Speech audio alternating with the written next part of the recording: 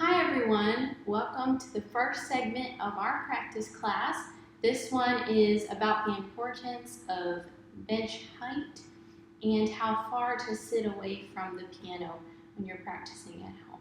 So the first thing we're going to talk about is when you're sitting on the bench, where should you be sitting? So the best place to sit is this midway point right here. If you're back here, you're going to start to feel unbalanced, and maybe you might even fall backwards at some point if you get really into it. If you sit really front forward, you might slide off. So that mid-range is perfect for where to sit because you'll feel, like I said, nice and balanced.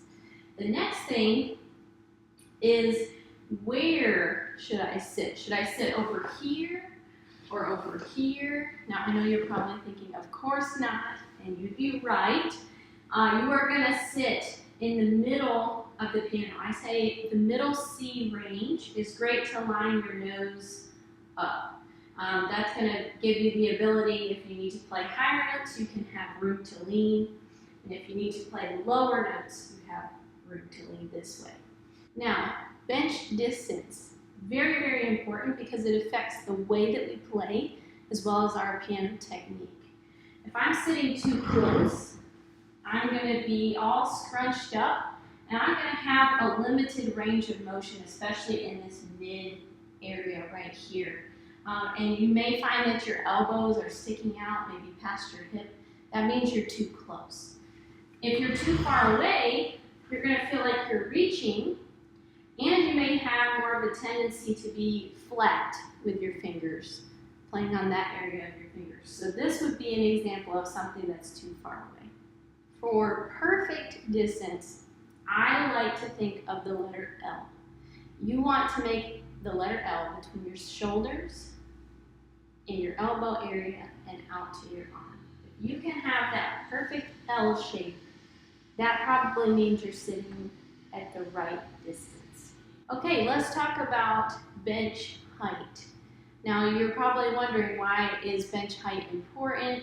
And that's because it affects our alignment. Now, alignment is how God naturally created our arms and hands to be. So if I were to put my hands, kind of dangle them by the side, and I was carefully bring them up without moving them, put it in my lap, you're going to see it's already making this alignment right here between the forearm and the hand. Now, if I bring it up to the piano, you want to keep that alignment of the forearm to the hand and down to the fingers. And you also notice my fingers are naturally curved. That's because when they were down by my sides, you see how they have this natural curvature. I don't walk around with my hands like this. So therefore, we should not play the piano like this. I call those my flat fingers because I referenced earlier. So when we are thinking about bench height, we want to think about what is something that is going to give us the best alignment, the best natural alignment. If you're sitting too low, you'll feel very unbalanced when you put your hands on the piano, almost like they're going to be falling back. And you might even be tempted to start playing your songs like this. If you can see, I've broken alignment because I've gone from my straight line up. Okay, so that's a broken alignment. If you're sitting too high, you're probably going to find that your wrist is up higher. And again, broken alignment. We have that straight line and then it bends this way. So what we're looking for is a straight line until we've hit the curves of our fingertips. Now, what do you do if you don't have an adjustable bench like I do? And even if you do, you may need to be sitting up higher. So what I would recommend is getting some of these. These are just 1 foot by 1 foot gym mats, and it comes in a pack. You can get them on Amazon. I can put a link to them in the description of this video. But anyway, you can stack as many of these on top of each other as you want to. And the nice part is if you have a smaller bench, they come apart like this, so you can just stack it like this. Now I like to put 2 together. This is what works best for me. And it's going to get me up a little bit higher. If you notice, I am right here. I have that alignment. I don't feel like I'm falling backwards. And my wrists aren't like this.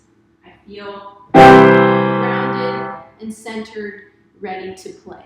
So a tip to see if you are sitting either too low or too high would be to take one of your music books, align it with the edge of the piano key.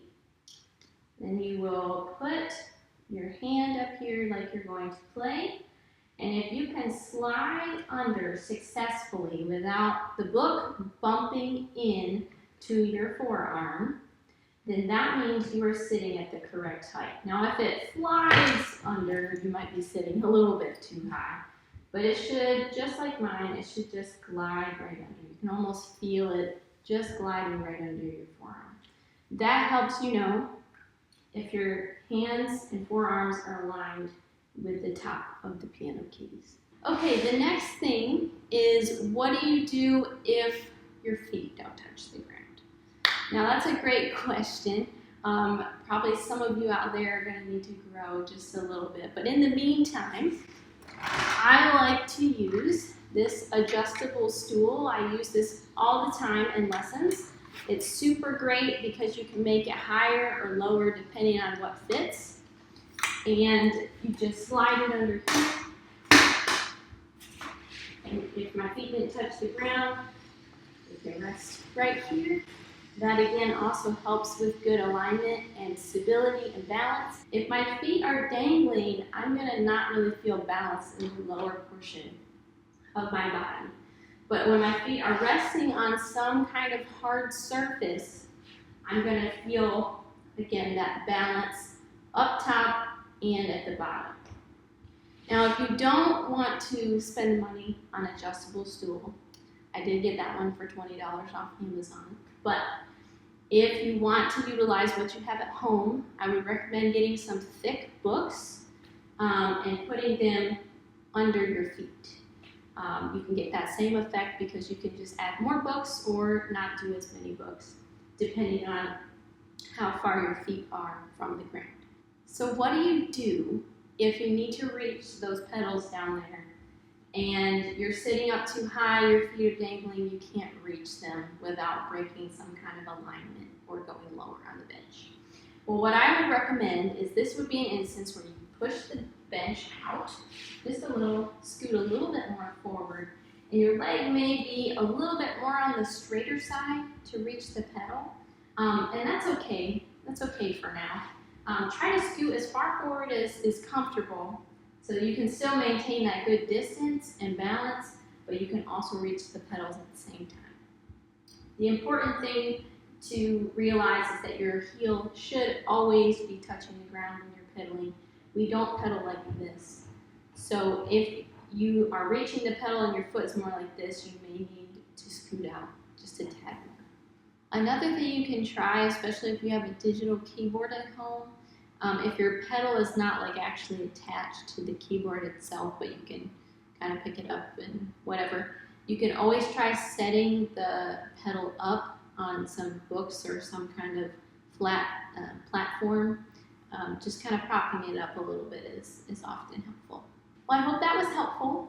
And if you have any questions, you can always email me or leave a question in the comments below. Thanks, everyone.